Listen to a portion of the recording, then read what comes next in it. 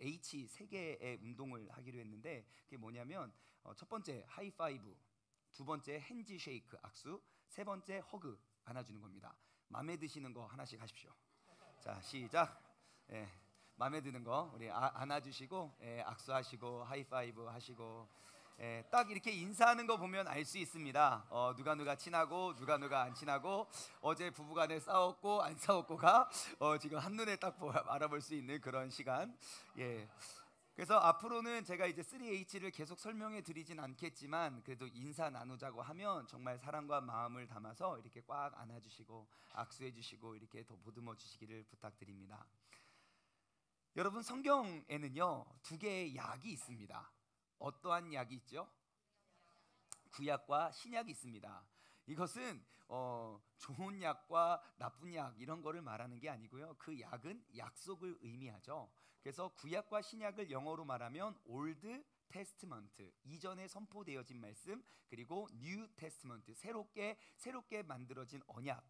그래서 이전의 약속과 새로운 언약, 구약과 신약을 가로지르는 그 중간에는 400년간의 공백기가 있습니다. 말라기서 구약 성경 마지막을 마치고 400년간 하나님께서는 침묵하십니다. 그 이후에 이제 BC와 AD를 가르는 예수 그리스도의 탄생 이야기로부터 새로운 약속, 그 신약이 시작이 됩니다. 창세기의 시작, 그 구약의 시작을 보면요 너무너무 멋지고 화려해요. 창세기 1장 1절 어떻게 하죠? 다 같이 시작. 너무 다들 잘 알고 계세요. 맞아요. 태초에 하나님이 천지를 창조하시는 그 모습이 얼마나 멋있습니까? 아무것도 없고 비고 어둡고 소재되고 이렇게 혼돈스러웠던 그러한 땅에 하나님의 말씀이 임하니까 막 하늘의 별들이 쫙, 우리 별이 얼마나 많은지 그때 말씀을 통해 나눠봤잖아요.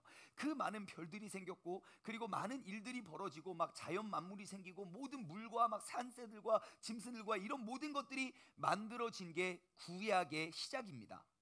자, 그렇다면 하나님께서 400년간 침묵하시고 이제 새로운 약속, 새롭게 정해지는 그 구약에서 예언되고 구약 성경에 예견되었던 그 예수 그리스도, 우리의 구원자가 나타나시는 그 AD, 그 신약의 시작 역시 굉장히 멋있어야 정상이겠죠.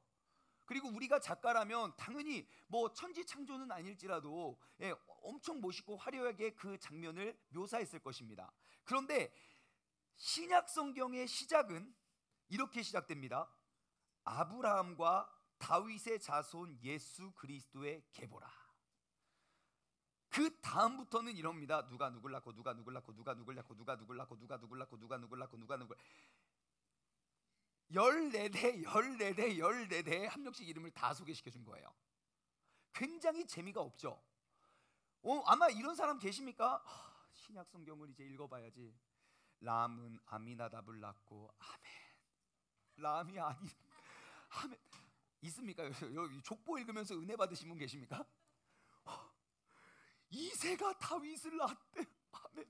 우리는 아무리 읽어도 익숙해지지가 않습니다. 성경을 몇십 번 읽어도 지금도 저도 이렇게 읽으면 이렇게 족보 나오면 이렇게 그냥 슬쩍 이렇게 하고 그다음에 다음 이제 그런즉 아멘. 그런즉 주님께서 말씀하셨구나. 우리가 이제 보통 그렇게 족보 정말 관심에도 없고 중요치도 않아 보이는, 도대체 성경에 이런 걸 왜 집어넣나 싶을 이야기로 그 엄청난 신약 예수님의 오심을 그렇게 시작한다는 말입니다. 그렇다면 이게 왜 그랬을까? 그 중요성을 오늘 우리가 말씀을 통해서 한번 나눠보았으면 좋겠는데요. 여러분, 우리가 성경을 읽을 때 가장 대충 읽고 가장 건너뛰기 쉬운 부분이 이제 바로 이 족보이고, 두 번째는 이게 출애굽한 다음에 율법 막 세운 거, 그런 거 이제 막 이렇게 막 넘어가기 쉬운데, 이 족보가 없이는요 예수님께서 누구의 혈통에서 태어났는지 증명할 방법이 없습니다.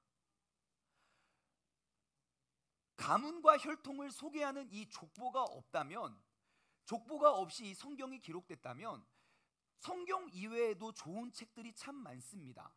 뿐만 아니라 예수님이 아니어도 정말 훌륭한 선생님과 그러한 위대한 선지자들이 많습니다.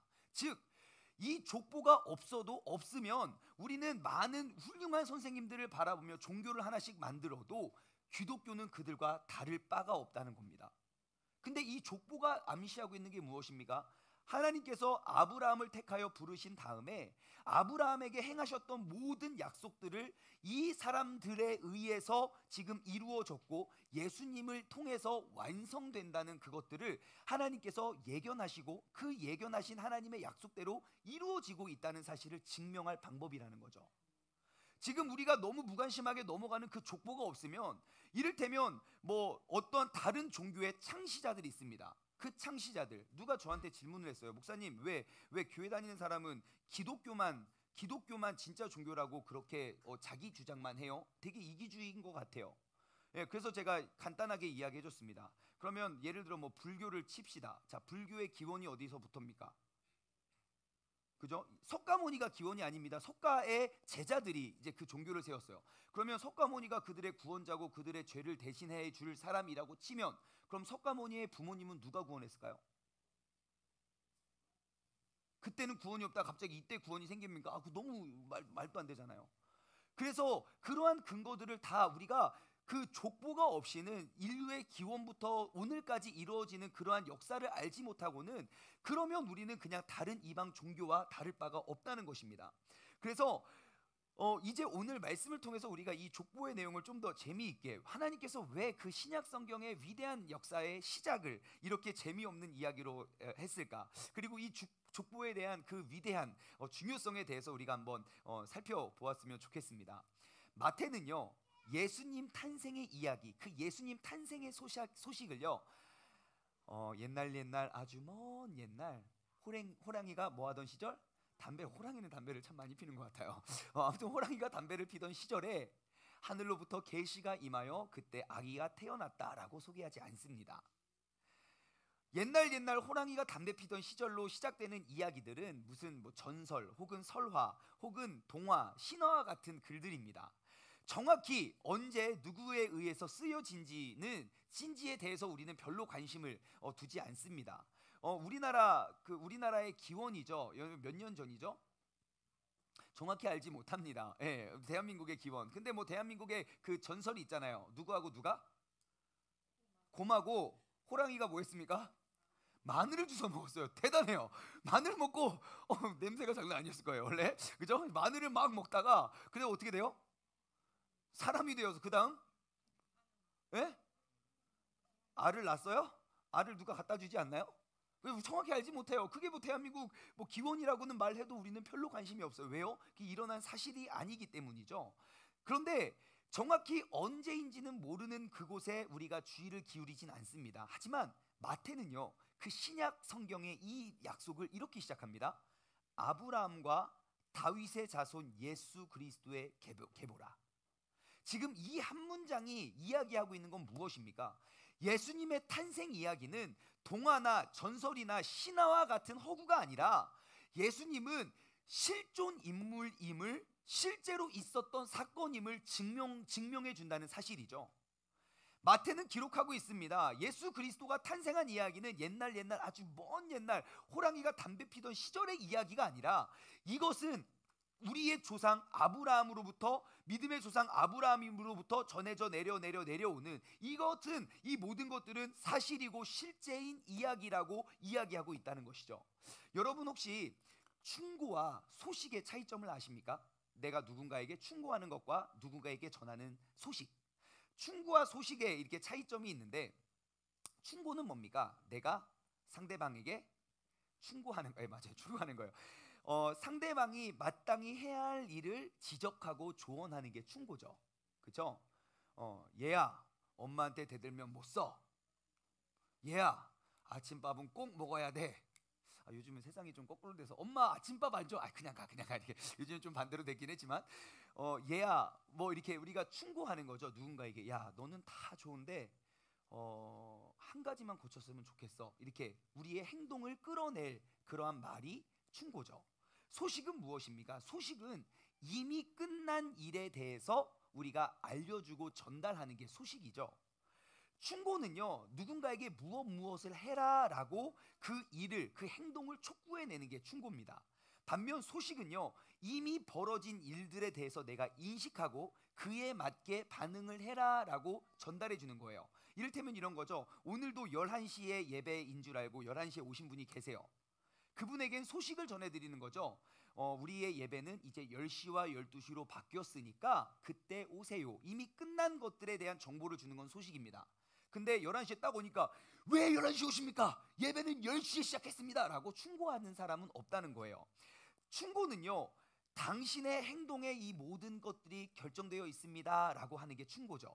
반면 소식은 누군가가 이미 그 행동을 했습니다 라고 알려주는 게 소식입니다. 예를 들면 어느 성읍에 이제 침략군이 침략을 했습니다. 막 와서 이게 쭉 전쟁이 나면 이제 우리나라도 지금 좀 요즘 좀 평화 국면으로 가고 있지만 예전에 조금만 얼마 전까지만 해도 막 북핵을 쏘네로 미사일을 쏘네 어떻게 하네 그럴 때마다 아마 우리는 느끼지 못했지만 이 전쟁이 발생했을 것에 대해서 아마 그 대한민국의 최고의 이제 지략가들 전략가들 군대 높으신 분들이 모여서 계획을 짰을 거예요. 왜요? 앞으로 이렇게 하고 이렇게 배치를 하고 이렇게 공격을 합시다. 방어를 합시다. 이런 계획을 짜는 건 그게 바로 충고죠. 너희들은 이렇게 하고 여기로 가고 이렇게 배치하는 것. 그런데 이제 나라가 전쟁에서 이겼어요. 다 끝났어요. 전쟁이 끝난 다음에 필요한 건 충고입니까? 아니에요. 그 소식이에요. 소식. 지금 우리가 전쟁이 다 끝나고 여러분 저 적군이 다 폐지됐고요. 이렇게 됐습니다. 라고 그런 소식을 전달할 사자가 필요한 겁니다. 사자. 그 사자는요.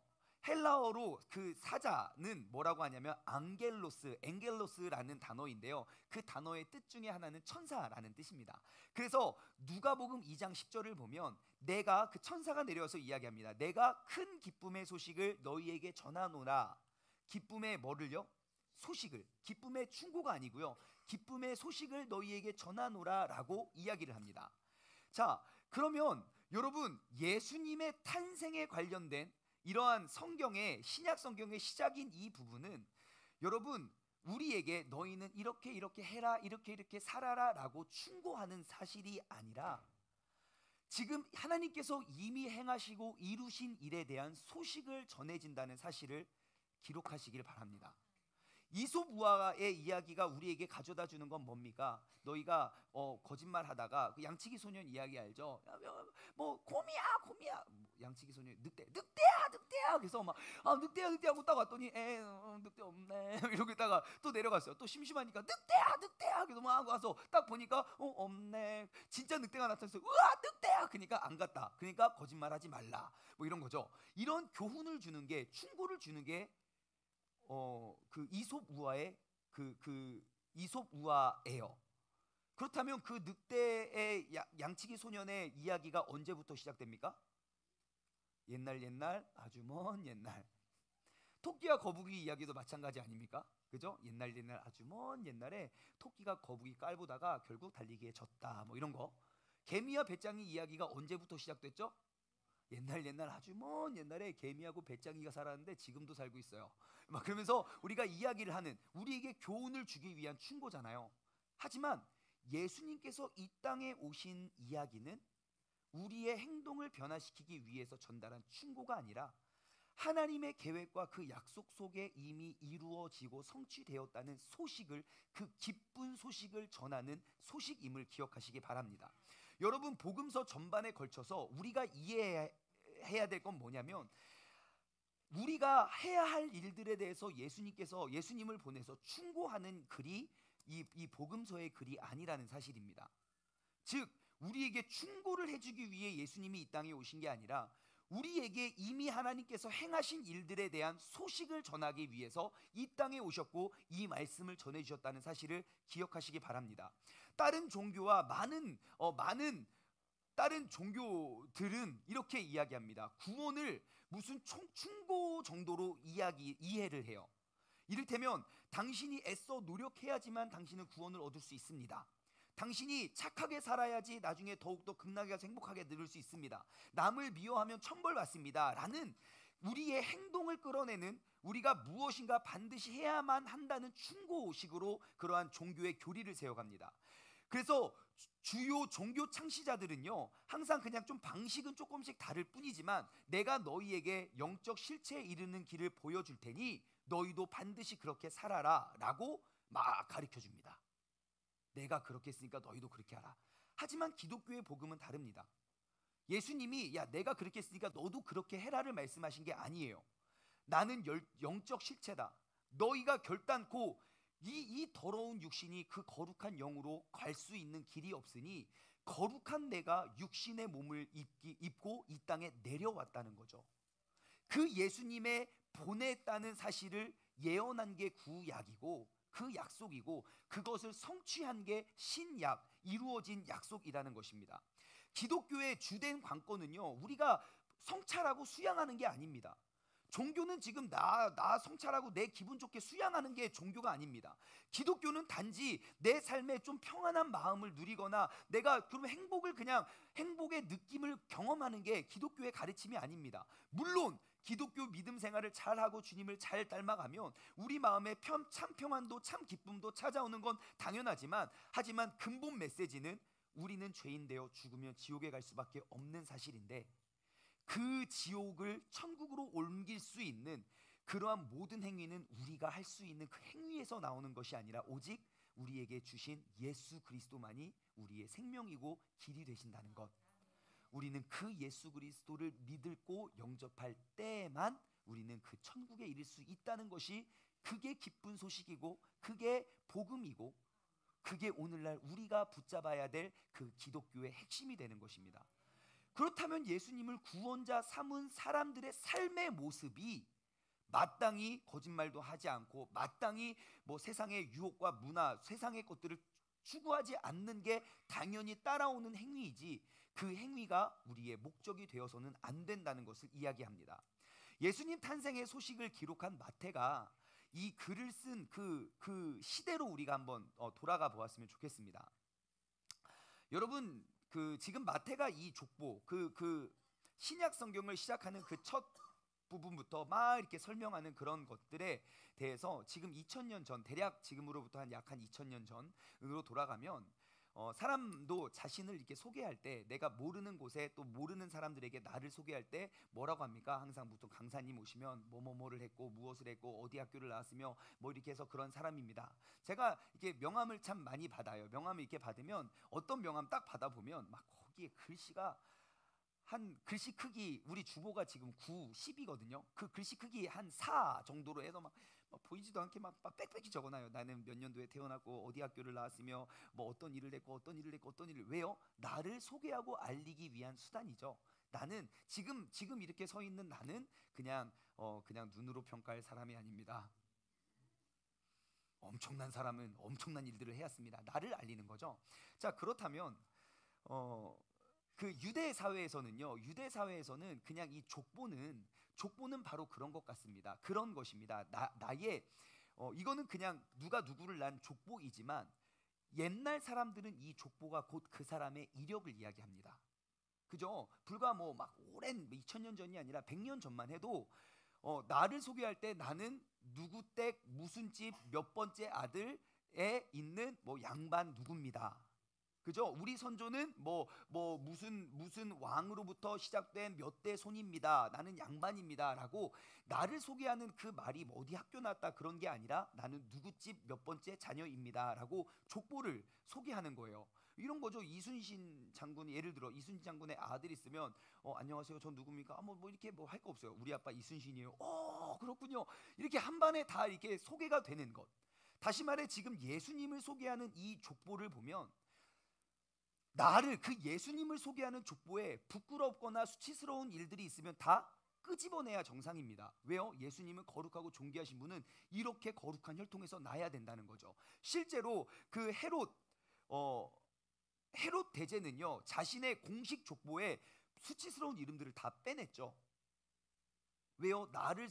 내가 태어난 나를 소개하는데 저 부정한 사람들이 있으면 그냥 다 그 족보에서 파낸 거예요. 아무도 알지 못하게.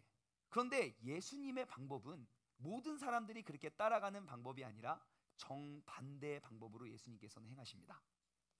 예수님의 족보를 이렇게 쭉 살펴보면 진짜 충격 그 자체입니다. 한번 살펴볼까요? 그 족보를 쭉 보면요, 이 족보에 여자가 5명이나 있습니다. 여자가. 왜냐하면 지금 2000년 전만 해도 여자는 인권이 전혀 없습니다. 여러분 남자가 예수님이 먹인 사람이 보리떡 5개 물고기 2마리로 5천 명을 먹였습니다. 거기에 여자 포함되어 있지 않습니다. 어린 아이도 포함되어 있지 않아요. 남자만 5천 명이에요. 지금 그리고 광야 지금 200만 명이 구출해냈다는 성경의 기록은 200만 명 없습니다. 남자 72만 명 어찌고 이렇게 기록되어 있어. 그 사람들은 다 어른 남자만 기록합니다. 여자가 그 집안의 족보에 늘 리도 없고 그 여자 이름이 기록된 것 자체가 엄청난 수치예요. 그런데 지금 예수님의 족보에 여자가 5명입니다. 더 재미난 사실은 뭐냐면 그 여자 5명, 다말, 라합, 룻, 바세바, 마리아, 지금 여기에 있는 여자가 혈통 있고 뼈대 있는 집안의 여자가 아니라 이방 민족의 여자를 예수님의 족보에 집어넣었다는 거죠. 그러니까 예수님이 얼마나 천한 집안에서 가문에서 태어난 사람이 예수님이다라는 것을 알려주고 있는 거예요. 다말과 라합은 가나안 사람이었고요. 룻은 모압 사람이었습니다. 근데 그러한 사람들을 통하여 이 예수 그리스도가 낫다고 마태는 설명하고 있습니다. 다시 말해 좀 사회적으로 굉장히 이렇게 각광받고 인정받지 못하는 그런 아웃사이더들을 집어넣어서 예수 그리스도의 나심을 소개하고 있습니다. 여러분 다말 어떤 여자인 줄 아십니까? 예? 유다의 며느리예요. 근데 그 며느리가 시아버지 유다를 데리고 유다를 속여서 둘이 자요. 그리고 임신해서 아이를 낳아요. 근친상간의 범죄자예요. 너무 놀라신데 창세기 38장에 다 기록되어 있어요. 지어낸 이야기 아니에요. 그런 근친상간의 범죄자가 다말이고요. 여러분 라합은 누구죠? 기생이에요. 기생. 기생을 오늘날로 뭐라고 하죠? 예, 창녀라고 하죠. 매춘부.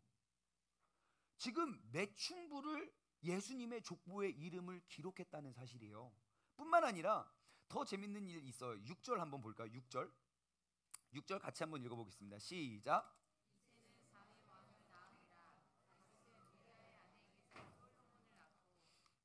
와, 이새는 다윗 왕을 낳으니라. 야, 우리 족보에 정말 다윗 형님 있어. 왜 우리 다윗의 혈통이야라고 멋있어 보이긴 하지만 지금 이 6절에 이야기하는 건 다윗 왕을 강조하는 게 아니라 그 다음에 역설법이죠.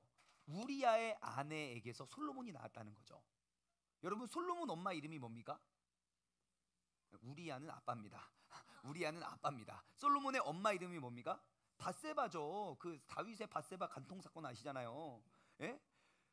그러면 밧세바라고 분명 성경에 이름이 기록되어 있음에도 불구하고 다윗은 다윗 왕을 낳으니 그의 아내 밧세바에게 솔로몬을 낳고라고 소개하지 않고 하필 우리야의 아내에게서 솔로몬을 낳았다고 설명을 합니다. 우리야의 아내, 우리야 뭐한 사람입니까? 다윗이요. 그 사울에게 쫓겨 다닐 때 300명의 군사를 막 이끌고 쫓겨 다닐 때 다윗을 목숨을 걸고 다윗을 숨겨주고 지켜주고 보호했던 충신이 바로 우리야 장군입니다. 뿐만 아니라 다윗이 왕위에 올랐을 때 전쟁에 나아가서 그 나라를 지켜내고 싸워냈던 장군이죠. 근데 다윗이 하루는 이렇게 보는데 예쁜 여자가 밤에 이렇게 샤워를 해요. 데리고 와라 그래가지고 얼레리 꼴레리 했어요. 근데 아기가 덜컥 생겼어요. 어떻게 합니까?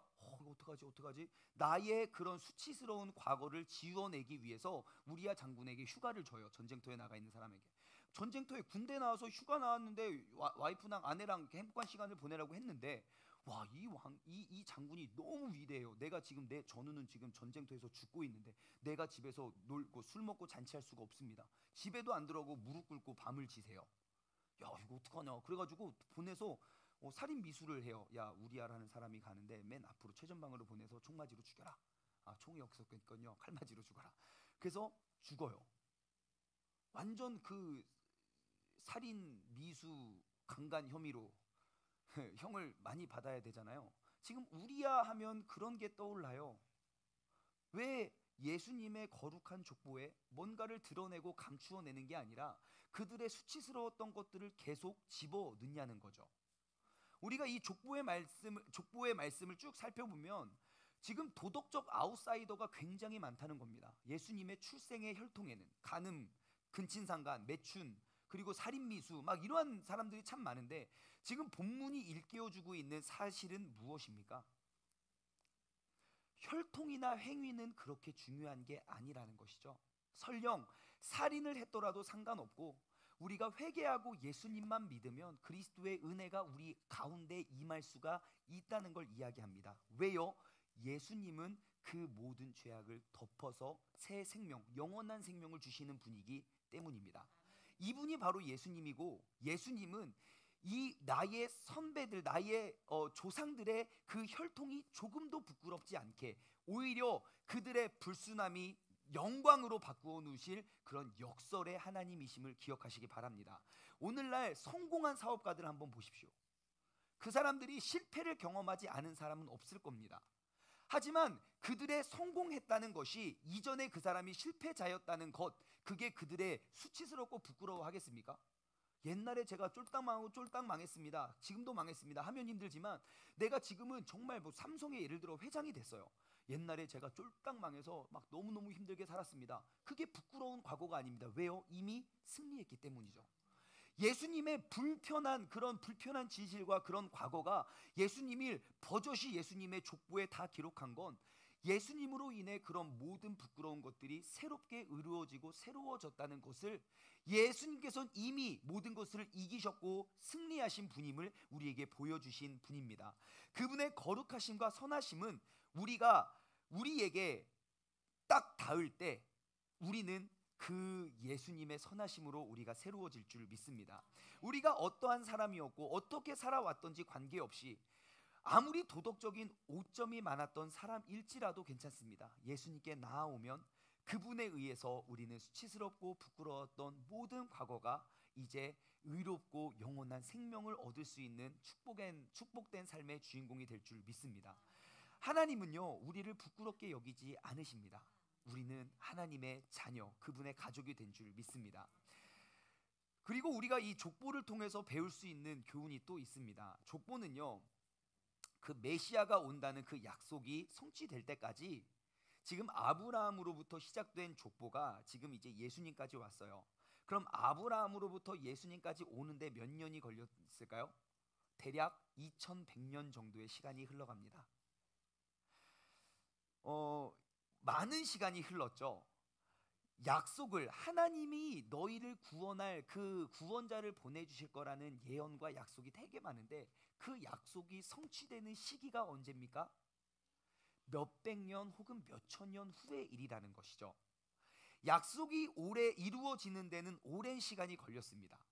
심지어 예수님이 탄생하기 바로 이전, 그러니까 말라기서와 그리고 마태복음 사이에는 400년간의 공백기가 있는데, 그 침묵기, 그 암흑기 때에는 메시아가 올 거라는 그 메시아 오기는커녕 하나님이 곧 하나님의 율법으로 돌아가라고 선포했던 그런 선지자들도 단 한 명도 없었습니다. 백성에게 보내지 않으셨어요. 시간은 좀 걸렸지만 중요한 건 무엇을 말하고 있습니까? 이 긴 역사에 하나님의 약속은 반드시 성취되고 있다는 것이죠. 우리의 시간표로 하나님을 평가하거나 판단할 수 없습니다. 조금 더디어 보일 수는 있으나 하나님은 결코, 하나님께서 행하셨던 그 약속은 반드시 성취해내시고, 하나님이 맺으셨던 그 약속은 하나님은 절대 잊지 않으신다는 분입니다. 일하는 속도가 아주 느리거나 아예 하나님이 잊어버린 것 아니야 라고 우리는 착각할 수 있지만, 하나님의 하신 약속, 행하셨던 약속은 성경을 통해서 알 수 있습니다. 단 하나도, 그게 좋은 약속이든 축복의 약속이든 저주와 심판의 약속이든, 단 하나도 그냥 어그러지거나 그릇된 것 없이 모든 약속이 다 성취되었다는 것을 이야기합니다. 하나님의 때와 우리의 때는 약간 좀 다릅니다. 한 가지 예를 들면 마가복음 5장에 보면 두 가지 간증이 이렇게 나오는데, 그 야이로의 딸이 죽어요. 그래서 예수님이 딱 그 마을에 오시니까 야이로 장군이 가서 막 우리 딸 지금 죽게 생겼어, 도와주세요. 그래 가자. 그러면 이제 지금 그 딸내미가 죽어가고 있는데 내가 가면 살릴 수 있어요. 그럼 어떻게 가겠습니까? 최대한 빨리 가겠죠. 막 비켜 하면서 막 사이렌 켜고 빨리 달려갈 거 아닙니까? 누가 예수님 저도 도와주세요. 무슨 소리야? 지금 당신 살아있잖아요. 죽어가는 사람이 있어요. 막 가서 예수님을 살려줘야, 예수님이 그 딸을 살려줘야 되는 게 맞죠. 예수님은 어떻게 행동하십니까? 느긋느긋 갑니다. 무리를 이끌고. 근데 그 타이밍에 어떤 여자가 12년 동안 혈루병을 앓은 여자 가다가 예수님의 옷깃에 손을 대요. 딱 가면 누가 날 만졌구나 하고 가지 않으세요. 가다가 누구야? 내 옷에 손댄 사람 누구야? 손댄 사람 한두 명입니까? 있어. 그러니까 또 여자 또 무릎 꿇고 엉엉 울면서 또 간증 다 들어주고 또 막 가르치고, 그 사이에 애는 죽었어요. 가니까 벌써 죽었어요, 사람이. 우리의 생각에서는 하나님은 타이밍이 완벽히 잃어버리신 분이에요. 주님께서 미리 오셨다면 이 사람이 죽지 않았을 것을 주님께서 늦장 부려서 죽었어요. 근데 그 아이가 죽고 끝났습니까? 아니죠. 죽은 자를 살려내시는 분이 예수님인 줄 믿습니다. 그게 하나님의 시차와 하나님의 시간과 우리의 시간이 다른 거예요. 그 아이가 아픈 아이와 함께, 아픈 아이를 위해서 예수님과 함께 갔던 그 아버지의 마음은 어땠습니까? 지금 이러고 있을 때가 아니라고요. 애가 죽어간다고요. 하지만 예수님께서는 느긋느긋. 왜요? 어차피 주님의 영광을 위해 쓰임받을 도구이기 때문이죠. 우리가 생각했을 때 그 하나님의 타이밍은 완전히 잘못된 것 같아 보여도 하나님의 타이밍은 조금도 실수가 없습니다. 이게 바로 예수님의 능력입니다. 여러분, 위대하고 전능하신 하나님께서 너무나도 연약한 그 인간의 계획 안에 들어오셔서 역사할 리는 없습니다. 하나님의 약속은 잊은 듯 보여지거나 늦은 듯 보여지지만 그분의 때에, 그분의 말씀 속에 우리가 살아가면 반드시 주님께서는 그의 도구, 즉 우리를 통하여 하나님께서 우리의 삶을 통하여 행하시고 이루실 일들을 이루어 가신다는 사실을 우리는 인정하시길 바랍니다. 우리는요, 이렇게 생각할지도 모릅니다. 하나님은 아마 위대하시고 전능하시고 깨끗하신 분이지만 내가 너무 죄스러워서요. 이미 글렀어요. 나 같아도 예수님 안 믿게 할 것 같아. 나 같아도 나 그냥 지옥 보낼 것 같아. 하나님 이미 글렀어요 라고 우리는 그게 불가능할 거라고 우리가 생각할 때 있습니다. 하지만 여러분, 족보를 보십시오. 예수님의 족보 은혜가 되지 않습니까? 내 아비, 내 조상이라고 이야기하는 사람들이 이방의 여인인데다가 창녀고 막 이러한 족보가 있었지만 그 예수님을 통하여 그들이 새로워졌다는 것입니다. 여러분, 예수님은 역설의 하나님이십니다. 잘못된 실수가 그대로 그곳에서 맞춰지는 것이 아니라 그러한 모든 수치와 상처들을 그분의 피값의 대가로 영원한 생명으로 이미 바꾸어 주신, 바꾸실 분이 아니라 바꾸어 주신, 우리에게 바꾸시기 위하여 충고하시는 분이 아니라 바꾸셨기 때문에 우리에게 그 기쁜 소식을 전해주시는 하나님의 아들 되심을 기억하시기 바랍니다.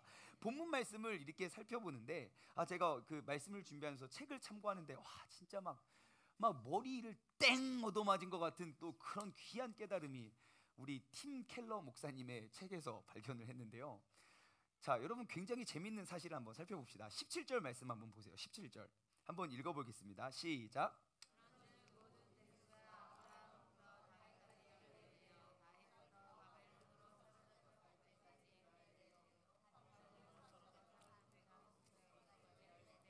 자, 지금 계속 반복되는 눈에 띄는 단어가 뭡니까? 14대가 무슨 뜻이죠?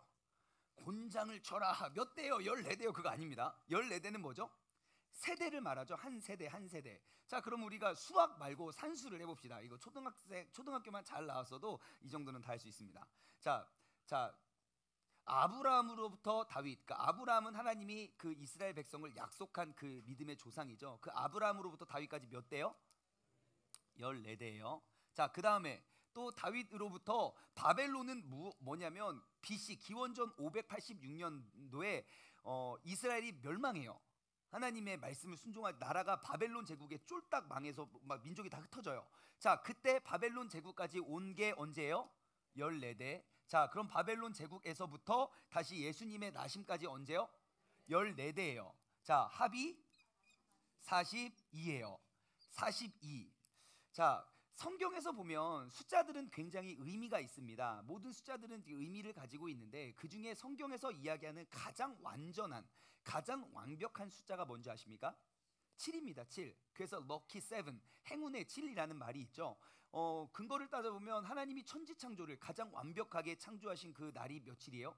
7일이에요. 7일. 7일 동안 창조하셨죠. 뿐만 아니라 그 7이라는 숫자가 얼마나 완벽하냐면 농사를 지을 때 그 고대 사회에서 모세의 율법에 따르면 농사를 6년 짓고 7년째는 땅을 쉬었어요.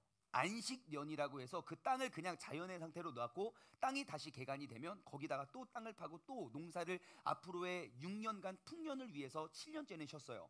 그 완벽한 7, 하나님께서 일곱째 날 쉬신 것처럼 그들도 7년째 안식을 했어요. 그래서 교회마다 조금씩은 다르지만 어느 교회 목사님들이 7년째 안식을 하시는 이유가 바로 그겁니다. 6년 동안 열심히 사역을 하고 7년 한 해 동안 내가 쉬고 충전을 해가면서 또 다른 6년을 준비하기 위함이죠. 자, 뿐만 아니라 지금 레위기 25장에 보면 거기에 희년이 등장합니다. 희년 제도가 등장하는데 여러분 희년이 무엇이냐면 희년은요 7번째 해가 7번 되던 해, 그러니까 7년이 7번 되던 해, 그러면 49잖아요. 내가 누군가의 노예이고 누군가의 종으로 살았다면 49년 동안 노예이고 종이었다면 그를 자유롭게 해방해 주는 게 희년이에요. 그래서 그때 이제 빚진 자들 있죠. 빚을 못 갚으면 어떻게 합니까? 노예로 살아야 돼요. 그 노예, 그 빚을 탕감받는 날이 희년이에요. 7년을 7번 더한 해. 신약으로 넘어와서 내 원수들을 어떻게 하라고요? 용서해 주라고. 몇 번씩 몇 번까지? 7번씩 7번이라도. 그러니까 49번 용서해 주다가 50번 때 잡아 죽이라는 게 아니고요. 완전한 7과 완전한 7, 그 온전히 그를 용서해 주라는 게 성경의 가르침입니다. 그러면 그 예수님께서 지금 온 게 지금 42대가 내려왔습니다. 그러면 우리가 그 7이 중요하니까 한번 더해 볼까요? 자, 7 1대, 7 2대, 그죠? 7 3대, 7 4대. 자, 7일은 72, 73, 74, 75, 76, 42? 이거 보는 거죠? 그 다음은 7번째 해, 7번째 해 7년이라는 거죠. 6번째 해 42족이고 그 다음 때 7번째 해를 완성한 그 희년을 우리에게 선포하시고 약속하실 그분의 나심을 지금 이야기하고 있는 거 아닙니까? 와, 이 14대 얻어맞는 거 빼고는 우리는 별로 14대 하면 기억이 나지 않는데 주님께서 이 땅에 오심을 그 족보의 마무리는 14대요. 이제는 그 주님께서 있었던 모든 고난을 성취하시고 우리에게 자유롭게 하신, 여태까지 쌓았던 모든 죄악들 속에서 우리가 사는 게 아니라 그 죄악으로부터 우리를 회복시킬 그 7번째 해가 이제 시작된다고 마태는 설명하고 있습니다. 자, 그럼 이 사실을 되돌아가 봅시다. 예수님께서 이러한 배경 속에 탄생했다는 의미가 무엇입니까? 오늘날 나의 삶에 부끄럽고 수치스러운 것들을 예수님께 맡기기만 한다면 예수님께서는 그것을, 그 죄악되고 그 부끄러운 걸 생명으로 바꾸어 주시는 분이 되는 줄 믿습니다. 우리가 예수님 안에 있으면 나의 부끄러움과 수치스러움이 더 이상 수치로 내게 다가오는 것이 아닙니다. 예수님께서는 그런 모든 수치스러움을 이제 역으로 되돌려 영광스러운 그 구원을 우리에게 선물해 주시는 분인 줄 믿습니다. 여러분, 이제 그러면 우리가 해야 될 건 무엇입니까? 그 예수님께 나아오는 것입니다. 우리가 있는 그 모습 그대로 주님께 나아오기만 하면 됩니다. 주님께서 우리에게 요구하시는 건 무엇입니까? 오직 하나님께서 우리를 허락해 주시고 생명을 주실 그 날을 기억하고 우리에게 그냥 충고의 메시지를 전해주시는 게 아니라 이미 성취하신 그 소식을 전하기 위해 오셨다는 사실입니다. 그 모든 죄와 사망으로부터 우리에게 참 자유를, 죄와 사망으로부터 영원한 생명을 주실 그 예수님을 인정하고 받아들이라는 것입니다. 여러분, 예수님께서 이 땅에 오셨습니다. 그분은 우리의 죄악을, 우리의 잘못을, 우리의 부끄러운 수치와 그런 모든 것들을 하나님의 거룩한 영광으로 되어 바꾸실 역설의 하나님이심을 기억하시기 바랍니다. 이 시간 우리가 찬양 한 곡 고백하면서 우리가 또 은혜의 자리에 나아갔으면 좋겠습니다. 우리가 함께 부를 그가 이 땅에 오신 이유라는 찬양인데요. 그 찬양의 가사는 이러합니다. 이 세상의 가장 아름다운 그 순종의 눈물, 온 세상이 다시 빛나게 할 영원한 생명의 눈물, 그가 이 땅에 오신 이유, 죽어야 살게 되는 것, 져야만 승리하는 것, 그 역설의 능력. 나의 과거가 부끄럽고 수치스러워서 그것을 지워내야 내가 더 의롭고 영광스러워지는 것이 아니라, 그의 부끄러움과 수치심을 안고 있어도 그것이 더 이상 부끄럽지 않는 새로운 생명, 지으신 그대로를 회복시킨 우리의 창조주, 다음 가사입니다. 지으신 그대로를 회복시킨 우리의 창조주 그리스도, 우리가 지어진 그 의도와 목적대로 다시금 회복시킬 그 창조주, 십자가의 길로 아버지의 뜻을 이루셨던 것이 그가 이 땅에 오신 이유입니다. 이제 우리에게 맡겨진 그 소망, 그 사랑, 그 생명은 아름답고 눈부신 십자가의 길이고 우리가 이 땅에 살아가야 될 이유가 됩니다. 우리 시간이 찬양을 또 마음을 다해서 우리가 함께 부르시면서 우리가 그 은혜의 자리로 나아갔으면 좋겠습니다.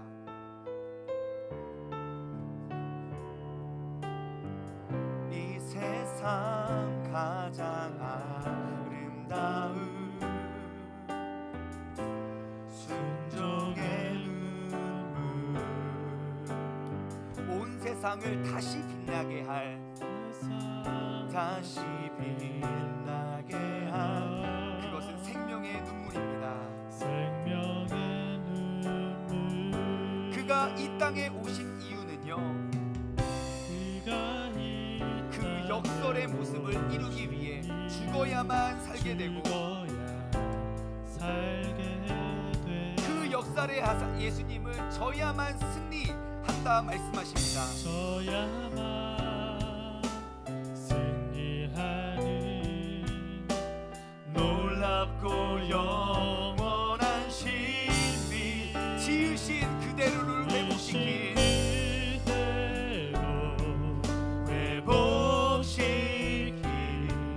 우리의 창조주 그리스도, 십자가의 길로 아버지 뜻 이루셨네. 그가 이 땅에 오신 이유, 이제 우리에게 맡겨진 그 소망, 그 사랑, 그 생명, 아름답고 눈부신 십자가의 길, 우리가 이 땅에 살아간 그 이유를 생각하며 우리가 주님의 이름을 한번 부르짖고, 우리의 과거를 부끄러워하지 아니하시고 역설로 일하시는 주님의 능력을 우리가 다짐했으면 좋겠습니다. 다 같이 주님의 이름 한번 부르짖고 합심하여 기도하겠습니다. 주여, 아버지 하나님, 주님 감사합니다.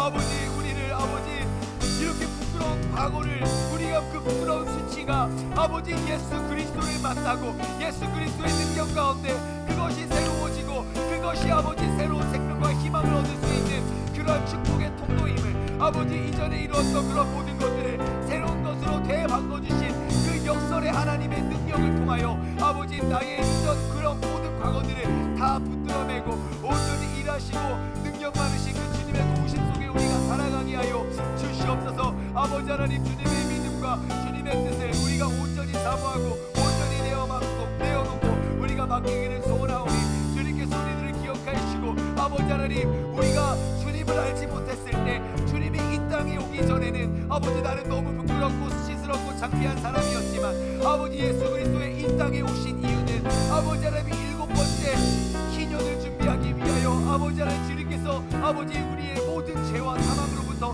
자유롭게 행하실 그 주님을 기대하며 나아가게 하여 주님의 감사를 드립니다. 아버지 하나님, 내가 주님과 함께하는 삶은 더 이상 부끄러운 삶이 아닙니다. 내가 주님과 함께하는 삶은 세상 모든 것들의 두려움이 대상이 아닙니다. 아버지, 그 주님의 도우심과 그 능력 많은 아버지 하나님의 그 말씀으로 우리가 굳게 서고 나아가 승리할 수 있는 우리 모두가 되게 하여 주옵소서. 아버지 하나님, 주님께서 역사하시고 아버지 인도하여 주시고 주님께서 이끌어 주시옵소서. 아버지 하나님, 주님께서 이끌어 주시옵소서.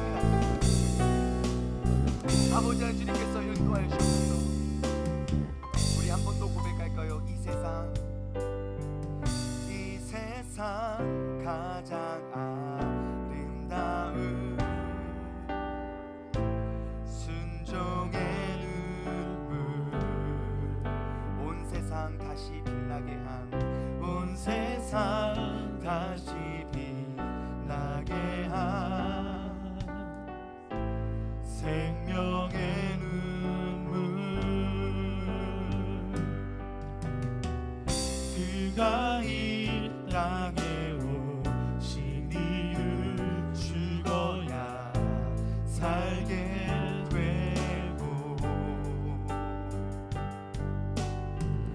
져야만 승리하는 놀랍고 영원한 신비 지으신 그대로 회복시킨 우리의 예수님, 우리의 창조주 그리스도입니다.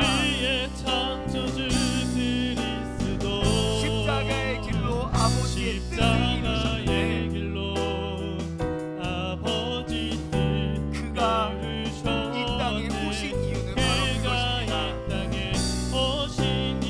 이제 우리에게 맡겨진 그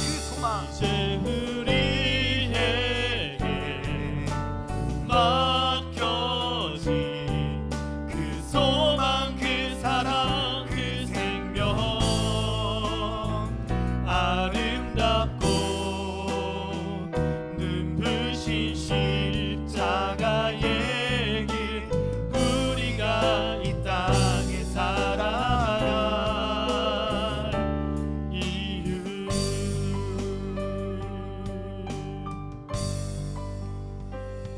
우리가 이 땅에 살아갈 그 이유를 발견할 수 있는 유일한 길은 이 땅을 지으시고 우리의 모든 부끄러운 과거를 새롭게 역설로 되어 바꾸시는 예수 그리스도 안에 있음을 고백합니다.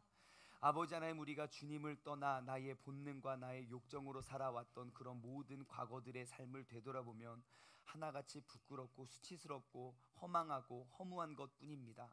하지만 내가 예수 그리스도를 내 마음에 모시고 앞으로 이제는 살아갈 우리 모든 삶의 그 열매들은 주님께서 이 땅에 나를 지으시고 주님께서 이 땅에 이 땅에 오신 그 이유, 삶의 목적을 회복시키기 위하여 나의 부끄럽고 수치스러웠던 과거가 더 이상 부끄러움의 대상이 아니고 이제 자랑스러운 영광스러운 하나님의 영광으로 되바꾸신, 역설로 고치신 그 예수 그리스도의 능력을 발견하게 하심에 너무나도 감사합니다. 이제 우리가 살아갈 때에 아버지 하나님, 나의 부끄러움 속에 매여 우리가 사는 것이 아니라 우리의 그 부끄러움을 자랑으로 여기실 그 승리하신 예수 그리스도 안에서 우리가 오늘을 살아가고 이번 주도 살아가 승리하게 하여 주옵소서. 이제는 우리 주 예수 그리스도의 은혜와 아버지 하나님의 무한하신 사랑하심과 성령님의 교통하심이 그가 이 땅에 오신 그 이유를 우리가 바로 알고 살아가길 소원하는 사랑하는 우리 세종중문교회 가족들 머리머리 위에 이제로부터 영원토록 함께 하시길 간절히 축원하옵나이다.